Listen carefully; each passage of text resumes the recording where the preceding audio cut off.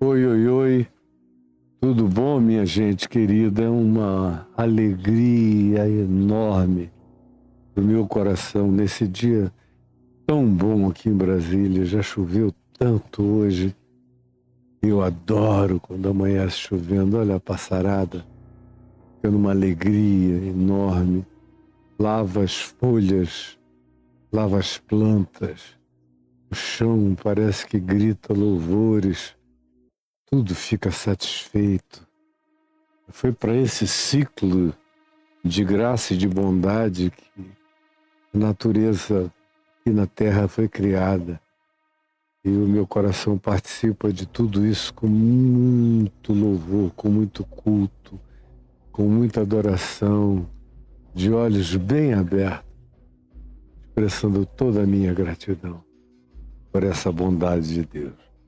Feliz que você está aqui, você que está com a gente na nossa plataforma, que é a plataforma fundamental, principal, real que a gente usa, e quem está aqui olhando pela janelinha, na brechinha do TikTok, todos vocês muito bem-vindos. E bem-vindas, se você é daquele tipo que num bem-vindo geral não se sente incluída, então bem-vindo. E eu me sinto incluído em tudo, seja no uso do masculino, do feminino, do neutro. Eu sei que a proposta é me incluir, eu já me incluo. Eu não brigo com essas coisas, eu não tenho trauma nenhuma de nada, de coisa nenhuma. Não tenho mesmo. Lamento tanto ver que as pessoas vão ficando tão cheias de pruridos. Se você não chegar num lugar e disser bom dia, todos, todas, ou de preferência todas, todos, em alguns lugares tem até o todes. Aí eu digo, não, cara, eu fui educado na cultura do século XIX, já vivi tantas mudanças geracionais, continuo acompanhando todas elas e olhando para o futuro. Mas tem certas coisas que ficam assim cansativas, você fica sem ar. E eu faço força para ir adequando, adaptando tudo, porque eu sei que tem gente que na sua geração está fechada, usa viseiras. E se você não abrir um pouquinho essa viseira, dando satisfações mínimas para aquilo que o capricho geracional dela demanda, ela já fecha o coração, vai embora zangada, não quer te ouvir, como se a verdade que importa não fosse o que virá a suceder essa saudação tão simples e parca. E eu te peço, Jesus, nesta manhã, esse dia gostoso, fresco, que me alegra tanto a alma, que o teu Espírito Santo se derrame sobre pessoas nos assistindo no mundo inteiro, em toda a terra. É o que eu te imploro. E a você eu peço uma coisa. Sabe o que eu peço? Eu peço para você convidar os amigos e as amigas. E também peço uma segunda coisa. Se você tem vindo aqui e não se inscreveu no canal, se inscreva agora. E aperte o sininho para você ser avisado de tudo o que a gente vai postando ou fazendo ao vivo aqui. Tá bom? Inscreva-se e aperte o sininho e nós vamos lá. Nós estamos em Mateus 16, nós já fizemos uma viagem que agora vai para a terceira semana. Nesse capítulo 16, vimos o significado do que Pedro disse a Jesus: tu és o Cristo, Filho do Deus vivo. Vimos que ele tinha entendido várias coisas, mas nem tanto. A prova disso é que ele queria um Cristo sem cruz, ele queria uma adaptação de Cristo segundo a teologia dos fariseus, a escatologia dos essênios e da maior parte daquelas seitas religiosas judaicas dos dias de Jesus, que tinham uma teologia muito parecida com a teologia pentecostal contemporânea. Então, Pedro queria um Cristo vitorioso, da cruz, o Cristo da espada, mas não o Cristo da cruz, o Cristo general, Senhor dos exércitos, dominador, controlador, esmagador de todos os seus inimigos. Mas quando Jesus diz que ele é, Pedro, bem-aventurado, e que sobre a pedra daquela confissão, que é a confissão de todos nós, ele edificaria a sua igreja, sendo que Pedro não é a pedra de esquina nunca foi outra senão tão somente Jesus, a pedra que os construtores rejeitaram. Pois bem, quando ele diz isso, Pedro estava cheio de uma certa piedosa empáfia, achando, meu Deus, eu sou o cara que recebeu uma revelação do Pai. Aí quando Jesus diz algumas coisas que soam diferente à teologia do condicionamento escatológico dele, ele pega, chama Jesus num cantinho e começa a dar a maior bronca. De modo algum, isso jamais te acontecerá e tal. Aí Jesus, que tinha dito a ele, bem-aventurado tu és, porque não foi a tua cabeça, nem a tua conjectura, nem a tua filosofia, nem a tua elucubração que chegou a essa conclusão, mas foi uma revelação do meu Pai que está nos céus para ti. Agora Jesus diante de Pedro, que quer um Cristo sem cruz. Foi quando Jesus disse: agora que vocês já aprenderam isso, importa que vocês aprendam sobre a cruz, que vai acontecer no próximo passo em Jerusalém. Aí Pedro chama-o no canto e diz: de modo algum isso jamais te acontecerá, repreende. E houve aquele arreda Satanás pelo meio da cara. Pois bem, e aí Jesus, vendo a situação, a compreensão de Pedro era ainda bem relativa, como a gente vai concluir no curso de sequências históricas da vida de Pedro, por exemplo, como a gente já viu em Atos 10, e tempos depois de Jesus já ter sido assunto aos céus, tinha vindo o Pentecoste, tanta coisa tinha acontecido, mas Pedro, que achava-se o mais aberto de todos os apóstolos até então, Paulo ainda não tinha se convertido e nem tinha aparecido na história como um convertido do Evangelho. Pedro achava que ele era o cara aberto e acima dos outros. E, de fato, em comparação com Tiago, irmão de Jesus, e com o resto da igreja de Jerusalém, ele era um pouquinho só mais aberto. Mas, para ir até a casa de Cornélio, em Atos 10, um centurião romano, o cara teve que ser preparado por uma visão repetida, recorrente, insistente, para ele entender que para Deus não há acepção de gentes e que ele deveria ir na casa do romano, diferente, estrangeiro, mas que queria receber graça. Ele teve que ser convencido meio a pulso.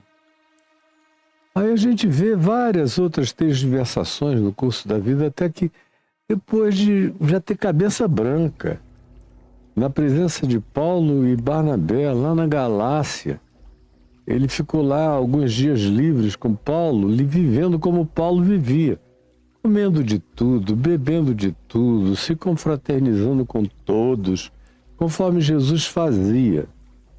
Aí, de repente, chegam os presbíteros da igreja de Jerusalém, aqueles casca-grossa, religiosos, híbridos, que queriam Jesus e queriam toda a lei de Moisés junto, o que não é possível. Aí chegaram esses caras de Jerusalém na Galácia, que eram os diretores de Pedro, e quando chegaram, e Pedro disse: eu vou ter que mudar a dieta na hora. Aí dos mesmos lugares onde ele estava aproveitando tudo, comendo tudo, oferece a ele o que ofereciam todos os dias, e agora ele, numa hipocrisia enorme, numa falsidade petrina, ele diz: não, desculpem, obrigado, eu não como essas coisas, eu guardo a minha boca para as dietas coxas do meu povo, eu não como isso é uma dieta profana, comidas imundas. Aí Paulo perdeu as estribeiras, é só você ler Gálatas. É uma carta que, antes de tudo, ela inicia-se como um enfrentamento a Pedro. É um enfrentamento de Paulo a Pedro, mostrando a distância gritante de consciência entre Paulo livre, servindo a Jesus, ao Evangelho, entre os gentios, entre os chamados pagãos, entre os bárbaros, com toda a liberdade, sendo tratado por todos aqueles que eram gente boa de Deus em todo o mundo, com toda a afabilidade, sem fazer acepção de pessoas. E aí Pedro dá esse passo, e não é um passo, é um passo de nefilim para trás, é um negócio imenso. E Pedro recebe uma atropelada de Paulo, absolutamente merecida. Está aí Gálatas para você ler. Então, Jesus, voltando aqui a Mateus 16, repreende a Pedro, arreda Satanás e começa a ensinar todos os seus discípulos e a multidão que, se alguém quer andar com ele, quer ser discípulo dele, tem que aprender a renúncia. Tem que aprender a não priorizar os caprichos. Vai ter que, para poder ser livre, vai ter que saber dizer não para um monte de coisas. Porque o ente livre não é aquele que diz sim e que depois se jacta dizendo eu sou livre porque eu faço tudo o que eu quero. O ente verdadeiramente livre faz tudo o que quer que seja bom e faz tudo aquilo que quereria, mas que faz mal, tanto a ele quanto aos outros. Por isso a liberdade tem duas faces. Ela implica em me liberar para fazer aquilo que, sendo lícito, me convém e me edifica, é construtivo, é saudável. Isso é liberdade, fazer essa escolha em meu favor e em favor da vida, tanto quanto a liberdade também é dizer eu poderia, não haveria nenhum problema para mim o fazer esta coisa ou aquela coisa. Mas tem muita gente aqui em volta que tem a consciência pequenininha, gente muito frágil, a quem eu amo, e que se me vir fazendo isso não vai entender por muito tempo, vai até desistir das coisas essenciais. Eu não estou aqui para chocar ninguém, para escandalizar ninguém, não estou mesmo. Por isso ele próprio, Paulo, diz, todas as coisas me são lícitas, mas nem todas me convêm, todas as coisas me são lícitas, mas nem todas me edificam.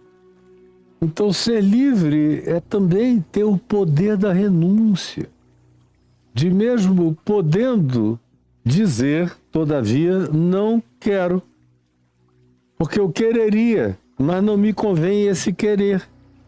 E a verdadeira liberdade coloca todas as coisas sob a minha determinação, o meu subjulgamento, os meus critérios do que é saudável e do que não é saudável. E é isso que significa negar-se a si mesmo. Negar esse self projetado, que é uma gambiarra de agregamentos de outros ou de compromissos da gente com reputações, com impressões, com imagens, com expectativas de outros, tudo isso. Jesus disse, se quiser ser meu discípulo, vai ter que ser livre. Para escolher, mesmo que o mundo inteiro diga que não quer que você escolha, mas se você souber que é o que eu indico como escolha, você escolhe e vive com as consequências. E ao mesmo tempo ter a liberdade de dizer não, mesmo que seja para aquelas coisas que pai, mãe, filho e todos implorem para você fazer, mas que você sabe que não são saudáveis, segundo Jesus, segundo o Evangelho, nem para você, nem para o próximo.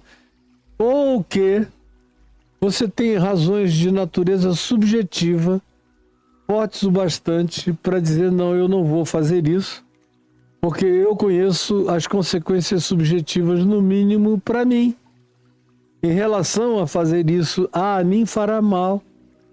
Quando não seja, fará mal a outros também. Então, não.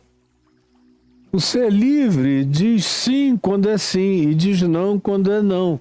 O ser livre é um ente amém para aquilo que é bom e não para aquilo que faz mal. Portanto, se alguém quiser andar comigo, vai ter que aprender esse critério, entendendo que quem quer viver para agradar a sua vida, perde-a. Não sobra nada, não sobra alma, você desaparece. Você é engolido pelo pântano e pela areia movediça dos seus próprios caprichos interiores. E quem tiver a determinação corajosa de eventualmente dizer não, perder, renunciar, negar, por amor do Evangelho, por causa da consciência do que Jesus fez, ensinou e nos demonstrou, esse, ao invés de perder, quando renuncia, encontra, acha, cresce, se alarga, se dilata, aumenta, se aprofunda, se fortalece.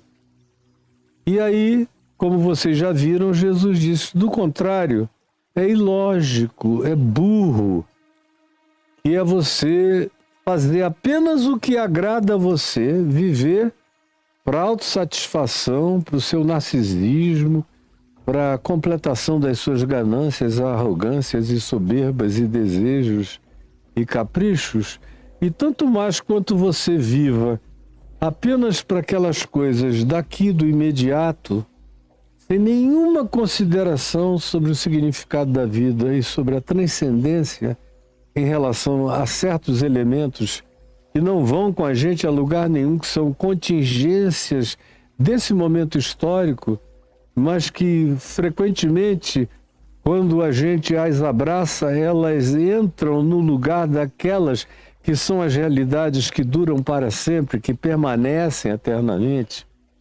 Como Paulo diz, atentando não apenas para as coisas que se veem, mas também para as coisas que se não veem. Porque as que se veem são temporais, são passageiras. E as que se não veem, essas sim é que são eternas. Então Jesus disse: seria burrice vocês agirem de outro modo, porque eles estão trocando a alma por uma bagatela que passa, que acaba, que não dura nem a tua velhice, que às vezes não dura um verão. Então você vai fazendo trocas, no fim não sobra nada no coração.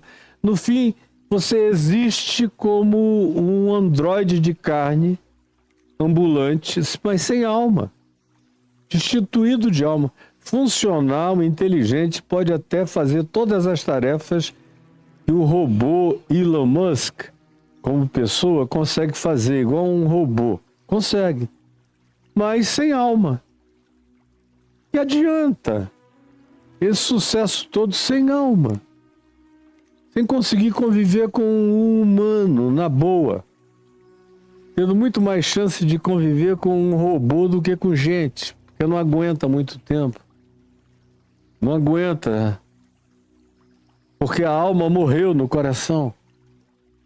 Aí quando Jesus diz isso aos discípulos, eles acabaram de levar um cacete, você tem que reconhecer comigo.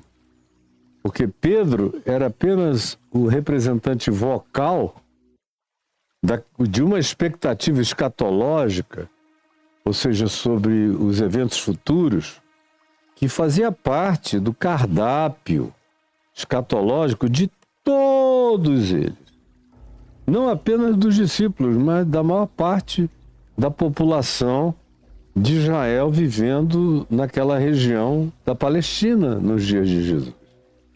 Pois bem, então depois de receber esse cacete, Cristo sim, e Cristo com cruz. Cristo sem cruz não é o Cristo. O Cristo sem cruz é a oferta do diabo. O Cristo de Deus carrega a cruz, ensina a cruz e demanda que você aprenda a renúncia, a dar também sua vida, a entregá-la, quando o que está em jogo é algo essencial e que tem a ver com as prioridades das pautas mais candentes de Jesus, não tem nem o que discutir. Eu já digo não para o que tenta me afastar e digo sim para aquilo que eu preciso fazer, e é desse jeito que eu tenho que aprender a caminhar até o último dia da minha vida, tomando eu também a minha cruz e você também carregando-a. Aí, após dizer isso, a gente tem que reconhecer que foi um impacto. Aí Jesus, que toda vez que tira um osso, dá um filé gostoso, acaba de tirar esse osso desse pessoal que estava ali naquela roeção e ficou frustrado. E aí ele oferece algo completamente sublime. Quando de repente ele muda o tema, ele faz um glupt aqui. E no verso 27 do capítulo 16 ele diz, sobre trocar a alma, ele diz, porque o Filho do Homem há de vir na glória do seu Pai com todos os entes celestiais, que eu já falei que não são esses anjinhos alados com bundinha, pintinho, querubins medievais, não. São as criaturas mais impensáveis. Nem no fundo do mar você encontra entes tão extraordinariamente estranhos, diferentes e esquisitos. Nessas reuniões pentecostais que vocês vão, tudo que é anjo tem cabelo louro, carrega uma salva de pratas, com uvas de ouro, com maçãs de ouro, com promessa de viagem, é tudo a mesma balelinha. Na realidade, na Bíblia, os anjos são criaturas chocantes. E Jesus diz, Filho do Homem há de vir na glória do seu Pai, com os seus entes celestiais, em multidões de miríades e miríades, milícias celestiais, e então retribuirá a cada um segundo as suas obras. Para quem tiver essa coragem da escolha, da liberdade, segundo Jesus, segundo o Evangelho. E aí completa. Em verdade, eu vos digo que alguns, não todos, ali estavam os 12 apóstolos e um monte de discípulos e alguma multidão. Mas ele diz alguns. Não era para todos o que ele estava dizendo. Em verdade, eu vos digo que alguns que aqui se encontram, que de maneira nenhuma passarão pela morte, até que, significando dizer que depois daquilo morreriam, até que vejam vir o Filho do Homem na sua glória. Portanto, não se está falando da parousia, desse aparecimento, da volta de Jesus com todos os seus seres celestiais, os seus anjos, porque depois que isso acontecer, ninguém morre mais. O que vem é a ressurreição dos mortos. Mas aqui Jesus está falando de uma coisa secundária, e não é dessa absoluta, que todo olho verá, que é definitiva, que é final. Ele está falando de algo que não é para todos, é só para alguns. Portanto, ele não está aludindo a essa volta absoluta de Jesus para toda a criatura humana. Ele está falando de uma experiência subjetiva que ele permitiria que alguns dos que com ele estavam tivessem como uma espécie de avant-première do reino de Deus. Avant-première da glória por vir. Um ensaiozinho dessa glória prometida. Em verdade vos digo que alguns que aqui se encontram há que de maneira nenhuma passarão pela morte, depois sim morrerão, até que vejam vir o Filho do Homem nessa manifestação do seu reino, que não é a absoluta sobre a qual eu acabei de falar, mas uma de qualidade subjetiva, relativa, que não será para todos, mas apenas para alguns. Uma vez que ele diz isso, no verso 1 do capítulo 17, você tem a relação de causa e efeito, que é o que você nota em Marcos 9, 2, em Lucas 9, 28, você tem nitidamente a relação de causa e efeito.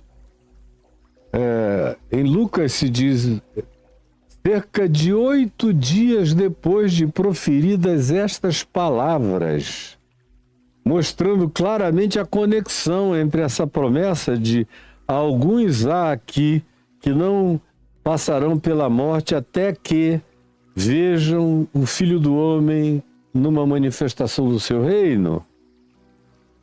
Como conexão e cumprimento dessa vinda subjetiva da glória de Cristo no seu reino, não para todos, mas só para alguns, a ponte está feita, tanto em Lucas, quanto em Marcos, como em Mateus, porque a conexão é absoluta, sendo que em Lucas se diz, cerca de 8 dias depois, Jesus os levou a um alto monte e transfigurou-se diante deles, criando um vínculo entre essa promessa de alguns há aqui, que não verão a morte até que vejam a manifestação do Filho do Homem vindo no seu reino, com 6 dias depois, ou 8 dias depois, tanto faz, naquele período de ter dito essas palavras, 6 dias depois dessa confissão, tomou Jesus consigo, não a todos, mas a alguns, a Pedro e aos seus irmãos Tiago e João,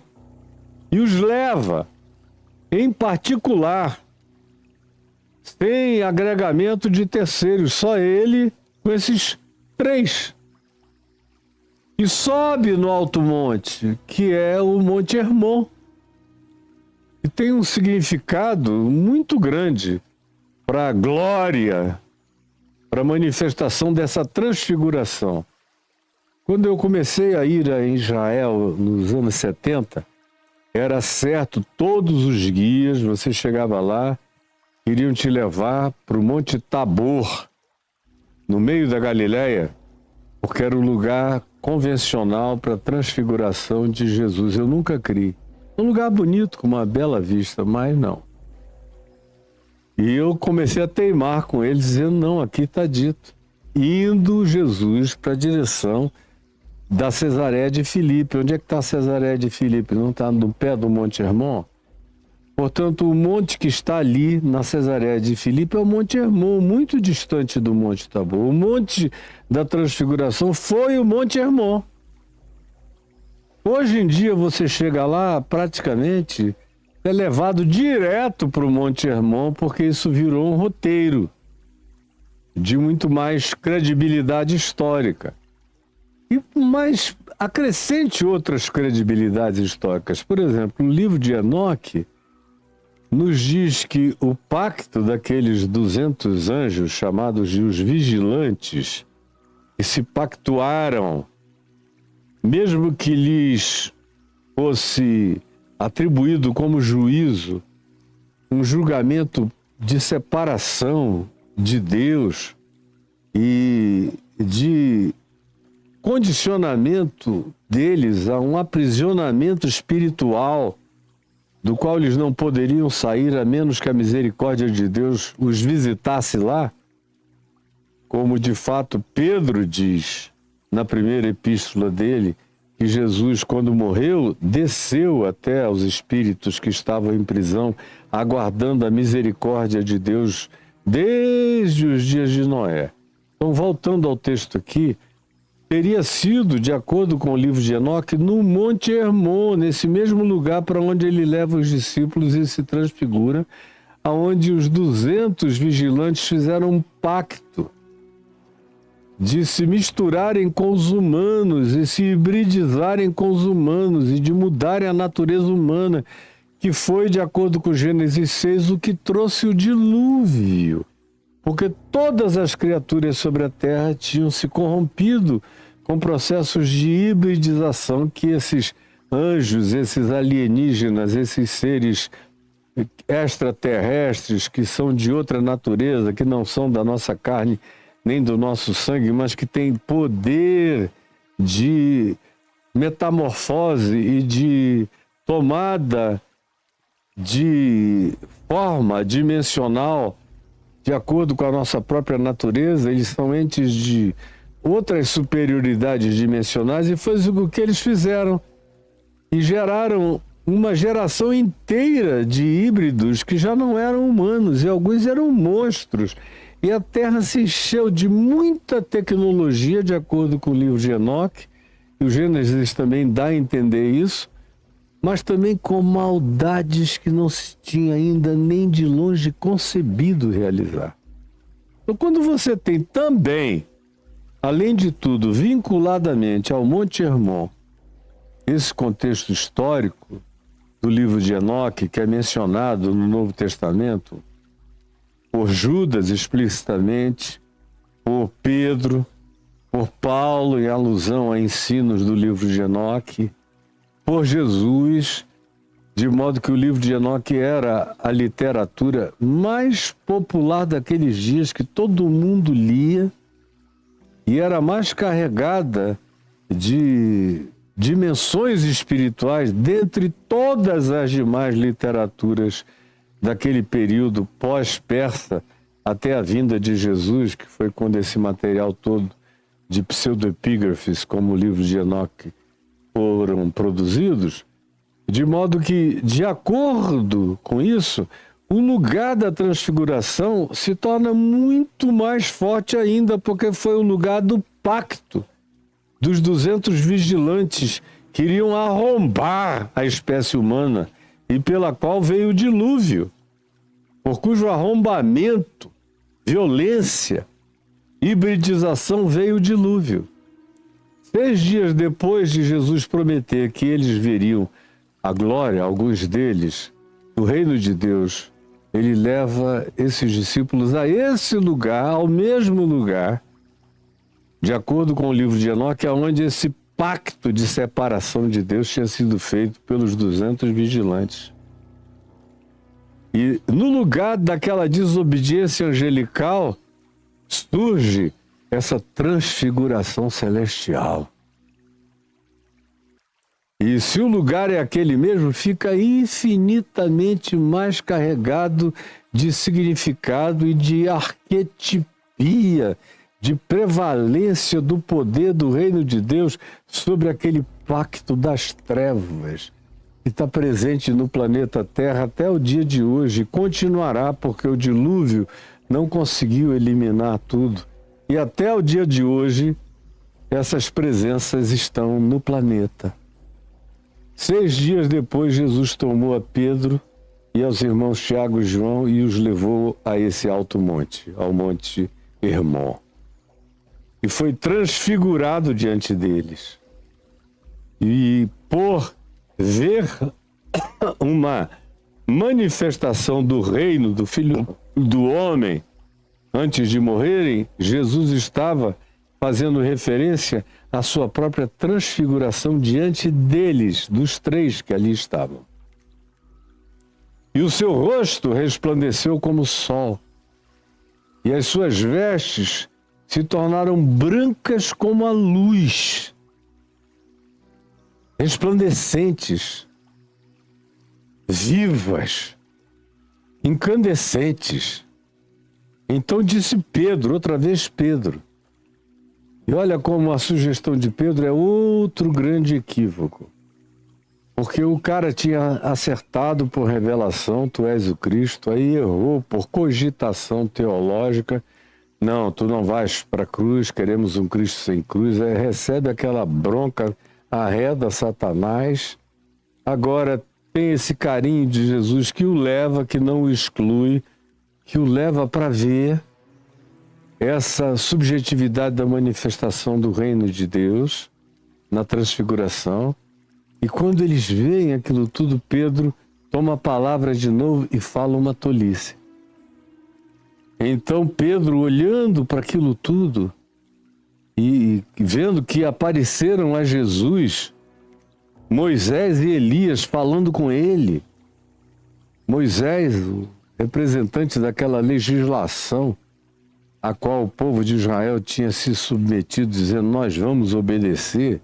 e ninguém nunca obedeceu nada, eles praticamente viveram para transgredir. Aquela legislação serve para avultar a transgressão, para manifestar a transgressão deles, e eles continuam transgredindo coisa sobre coisa até o dia de hoje. E os que na sua hipocrisia acham que não transgridem são os que comem a comidinha da dieta, cortam o pinto na circuncisão, vão à sinagoga, fazem alguns jejuns e oração conforme a espiritualidade, os ritos dos fariseus, mas nada além disso, tudo na epiderme, nada profundo no coração. E o resto é só para transgressão. É por isso que no sermão chamado da montanha, Jesus pega toda aquela legislação de Moisés e traz para dentro do ambiente do coração para mostrar que ninguém pode se jactar diante de Deus, porque não há nenhum justo, não há nenhum sequer, porque todos pecaram e todos igualmente carecem da glória de Deus. Então Moisés estava ali representando isso, a legislação do caráter de uma santidade absoluta de Deus, de acordo com o que fazia parte da história interpretativa do povo de Israel e de acordo com o significado arquetípico de Moisés nesse entendimento e nessa compreensão coletiva do povo de Israel, e que Jesus respeita. E Elias, que é o grande reformador, que é o cara que vem e grita na cara de todo mundo, do reino norte de Israel, e para quem queira ouvir, em qualquer que seja a geografia política da nação de Israel. Vocês só existem para transgredir, vocês são adoradores de Baal, de todos os outros deuses, dos cananeus, dos heveus, dos jebuseus, dos girgazeus. Deus para vocês é um adornozinho naquele tabernáculo e vocês adoram fetichisticamente essa arca da aliança e essas pedras da tábua da lei, mas vocês violam tudo. Vocês não têm vínculo com Deus, vocês são a mentira encarnada. E foi o que Elias se tornou, representante desse arquétipo, de todo aquele que carregava o espírito da palavra profética de Deus contra a religião, contra a mentira, contra a hipocrisia, contra as aparências, contra a disfarçatez, contra o presépio. Estavam ali, portanto, Moisés e Elias. Então Pedro disse a Jesus, Pedro, nosso amigo, Senhor, bom é estarmos aqui. Ah, que maravilha! Quem dera a gente ficasse aqui até morrer. Já que o Senhor falou que é até morrer, a gente não passará pela morte até que veja o teu reino, a gente está gostando da beça. Vamos ficar aqui? Largar o mundo inteiro lá para baixo, vamos nos alienar, vamos criar um monastério. Os outros colegas ficam lá embaixo, os outros discípulos, o mundo inteiro, e a gente acampa aqui contigo, Moisés e Elias. Glória, luz, sobrenaturalidade, invadindo tudo, essa coisa extraordinária. E aí a proposta dele é fazer um templo. Passamos aqui 3 templos, 3 tendas, 3 santuários. Uma tenda, um santuário, porque eles até há muito pouco tempo atrás, até Herodes o Grande reconstruir o templo de Salomão que tinha sido destruído, eles, durante boa parte da vida deles, tinham cultuado a Deus em tabernáculos. Foi no deserto, foi assim até Salomão construir o primeiro templo, depois acabou destruído. Eles aprenderam a cultuar num lugar chamado sinagoga, que servia, tinha usos múltiplos, não apenas para cultos e leituras e tal, mas até que de volta construíram um pequenino templo, e Herodes o Grande, quando chegou nos dias, um pouco antes dos dias de Jesus, fez aquele monumento arquitetônico extraordinário. Mas o fazer de tendas era como levar tudo para aquela manifestação mais raiz de Deus com o povo de Israel, com Moisés e com Elias. Vamos fazer 3 tendas. Uma será tua, uma outra tenda será para Moisés e uma outra para Elias. E a gente fica aqui, morando aqui, sem precisar sair daqui. Vamos ficar só nós aqui, nessa reunião de oração para sempre. Também era sem cruz. Pedro agora aqui deu um outro jeito de tirar a cruz da história. Lá embaixo foi dizendo de modo algum, quando Jesus falou, eu vou para a cruz. Aqui vamos ficar acampado aqui até para sempre, porque está tão bom. É outra vez a glória de Cristo sem cruz. É um Cristo que não é gloriado e glorificado pela sua cruz, como Paulo diz aos Gálatas, pois eu só me glorio na cruz de Cristo Jesus, pela qual o mundo está crucificado para mim e eu para o mundo.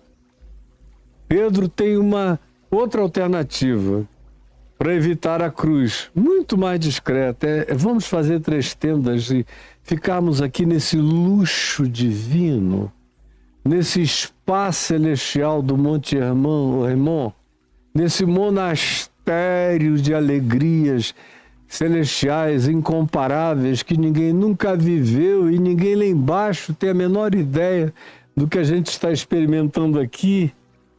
Falava ele ainda essa bobagem, e você lê em Marcos e lê em Lucas, lá está escrito, porém Pedro não sabia o que dizia.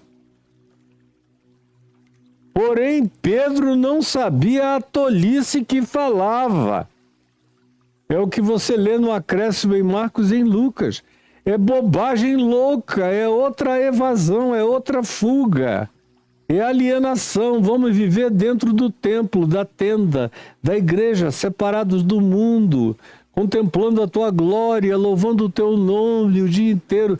Vamos virar adoradores, adoradores, adoradores de Deus, do Cristo sem cruz, sem mundo, sem choque, sem embate, sem entrave, sem antagonismo, sem satanases, sem carrascos, sem verdugos, sem ameaçadores, sem tentações, sem nada disso. Vamos ficar aqui na proteção dessa bolha, com o Cristo, com Moisés e Elias, e sem cruz. Outra evasão. Como no curso da minha vida eu tenho visto, não só a teologia do domínio que evita a cruz, nós temos poder dado por Deus para a gente pisar no mundo. É o que ensinam a você cada vez mais dentro dessas tendas religiosas onde você frequenta. Sem cruz.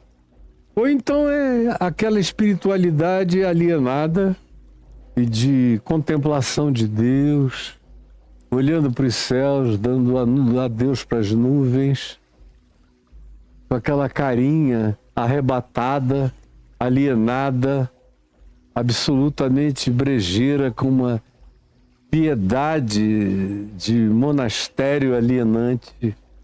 E, ó Deus, sem cruz, sem vida, sem mundo, sem encontro humano, sem sangue, sem choro, sem solidariedade, sem dor, sem compromisso, sem compaixão, sem misericórdia, sem envolvimento, sem dádiva de si mesmo para servir só próprio, ou seja, aquela transfiguração que acaba e inibe a cruz para sempre. É uma outra propositura que merece uma adição de Marcos e de Lucas dizendo: Pedro, porém, não sabia o que pedia, não sabia o que falava. Mas o verso 5 diz, falava ele ainda essa besteira.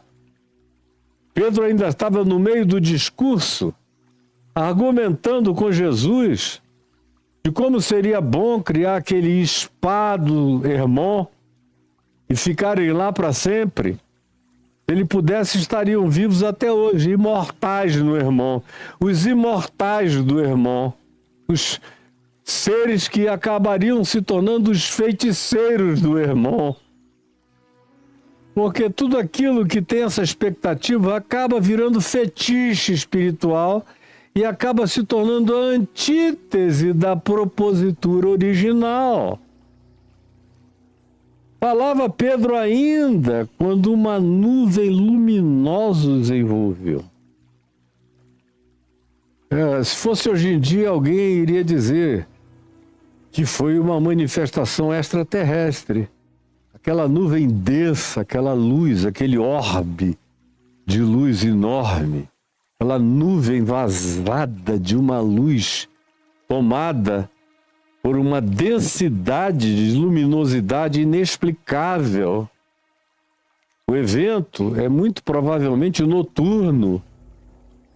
E não é lua, não é nada disso. É uma nuvem que envolve tudo. E dela emana uma luz tão poderosa, de dentro daquele orbe indistinguível das demais coisas que eles conheciam. Era algo fantasticamente diferente, de outro mundo mesmo, que veio e os envolveu. E eis que, vindo a nuvem e os envolvendo junto com ela, veio uma voz que não tinha direção, que ecoava de dentro daquela nuvem de todos os lugares, uma voz que dizia: "Este é o meu filho amado, em quem eu me comprazo, em quem eu tenho todo o meu prazer, toda a minha alegria, toda a minha glória, toda a minha satisfação, toda a minha completude. Eu me completo absolutamente, plenamente no meu filho. O meu filho, quem olha para ele me vê. Eu e ele somos um. Ouvi a ele, não a Moisés, não a Elias, porque Moisés está aqui ouvindo. Elias está aqui ouvindo. E é o texto de Lucas que narra esse episódio aqui, que diz que Moisés e Elias, vá lá em Lucas, capítulo 9, de 28 em diante, você vai ver que Moisés e Elias conversavam com Jesus. Está prestando atenção no que eu estou dizendo? Conversavam com Jesus acerca da partida dele. Ele estava para realizar em Jerusalém, quando fosse morto na cruz. E depois ressuscitado de entre os mortos. E depois levado aos céus. Eles estão falando da tortura, do sofrimento, da crucificação, da ressurreição e da ascensão de Jesus, assentado à direita do Todo-Poderoso, acima de todo principado, potestade, poder, dimensão ou qualquer que seja a entidade, de qualquer que seja a natureza. Esse é o papo que está rolando, e Moisés e Elias ouvindo. A nuvem vem e os cerca com luz de todos os lados, e eles em perplexidade, e a voz ecoa de todas as direções, dizendo: "Este é o meu filho amado, em quem eu tenho toda a minha plenitude." Não precisa acrescentar nada a ele, e não tem nada que Moisés tenha dito a acrescentar a ele, não tem nada o que Elias tenha dito a acrescentar a ele, ou que qualquer um venha a dizer num futuro acrescentar a ele ouvi.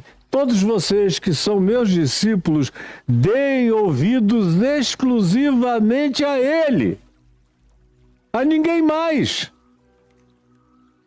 O Evangelho converge toda a nossa audição, toda a nossa atenção, toda a nossa perspectiva, todo o nosso ponto de referência, todo o nosso ponto de apoio, todo o nosso ponto de vista, todo o nosso ponto de chegada para Jesus.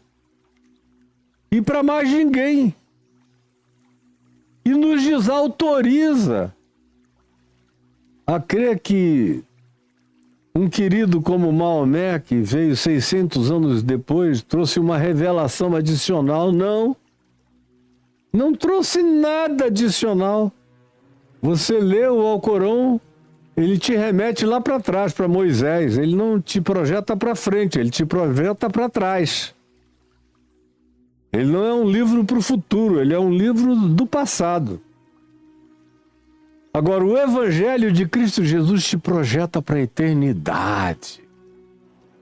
E diz, não há ninguém em nenhuma filosofia, natureza, sabedoria, religião ou qualquer outro grupo que vá trazer adições, acréscimos em Cristo Jesus.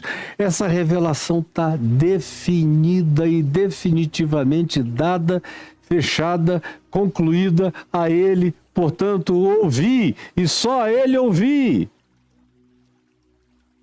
Essa é a palavra dita que não deveria deixar mais nenhuma dúvida. É o Pai dizendo, eu me completo nele. É assim como que o Pai dizendo, o meu sonho sempre foi esse, de que quando eu ficasse grande eu me tornaria Jesus de Nazaré. Ele é a plenificação da minha revelação, da revelação de Deus a todas as consciências humanas, tanto quanto de principados, potestades, poderes e entes inteligentes de todas as demais dimensões. Tem que aprender a amar com Ele, aprender a grandeza de como Deus ama e é misericordioso e bondoso com Ele. Tem que aprender no meio de toda a iniquidade da sociedade e da civilização humana na Terra, o que é caminhar em justiça, conforme Ele. Tem que aprender a lidar com toda a fraqueza, contradição, diferença, distinções, as mais variadas do ser humano, com amor, com acolhimento, até com aqueles que fazem coisas com as quais a gente não concorda, mas eles fazem na sua ignorância e a gente acolhe. Se tiver amor, tem que ter amor maior do que a ignorância daquele que não entendeu ainda. É como Jesus viveu, é assim que Jesus quer nos ensinar e é assim que o Pai diz a Ele, portanto, ouvi. Vede como Ele viveu, ouvi o que Ele falou, e vivam para encarná-lo. Esse é o chamado, para viver o reino de Deus na terra. Jesus ainda não veio definitivamente para todos nós. Mas eu tenho tido muitas manifestações da vinda do reino de Deus na sua glória no meu coração. Não com Moisés nem com Elias, mas como eu tenho tido nesses 51 anos uma quantidade enorme de irmãos, de transfigurações, de luz, de testemunho de Deus estrondosamente gritando no meu coração. No meio de todas as vozes, de sabedorias sensatas ou loucas, de quaisquer que sejam as naturezas, a mesma voz grita e retumba em mim. Eis aí o meu filho amado, em quem eu tenho todo o meu prazer, todo. Ouça ele, Caio. Não se desvie dele. Não entre em nenhuma convocação para nenhuma pseudo-nova revelação, para nenhum ensino novo, para nenhuma aprendizagem nova, porque tudo será engano, a menos é amputação, a mais é soberba arrogante, desfigurante da natureza linda e irretocável do Evangelho de Cristo Jesus. Essa é a avant-première do reino de Deus. Ele deu a alguns para terem essa experiência. Agora é interessante, eu vou falar amanhã na continuidade, que Pedro teve também essa experiência. Teve, mas ele não aprendeu tudo com essa experiência. Paulo teve uma experiência com menos retumbância. Não tinha Moisés, não tinha Elias, uma nuvem luminosa, acompanhado de alguns irmãos, na presença física de Jesus. Não, ele só estava indo numa montaria para entrar pelas portas de Damasco quando veio aquela luz, gritando, haja luz e houve luz, e ele ouviu aquela voz. Saulo, Saulo, por que me persegues? E bum, Big Bang, de trevas resplandeceu a luz. E ele viu o conhecimento da glória de Deus estampado na face de Cristo. E deu saltos absolutamente para além do que Pedro jamais tinha imaginado dar. E veja como não é a cenografia da manifestação que transforma o entendimento, mas é a subjetividade e a largueza interior da cognitividade iluminada pelo Espírito Santo que produz essa profundidade, essa altura, essa largura e esse comprimento de compreensão que excede ao próprio entendimento. Mas amanhã a gente prossegue e eu fico aqui te pedindo, Jesus, que no meio dessa descrição tão singela que eu faço sem nenhum esforço, eu faria tomando café com os meus netos ali, como já fiz, conversando com a minha neta Helena, lá no sopé do Monte Hermon, contando para ela essa história, quando ela tinha 13 anos de idade. Nada diferente, porque isso tudo está escrito dentro de mim, eu sei isso em ti. E eu quero te pedir que muitos hoje aprendam a saber isto em si mesmos, com o reino de Deus revelado nos seus corações. É o que eu te imploro em nome de Jesus. Amém e amém.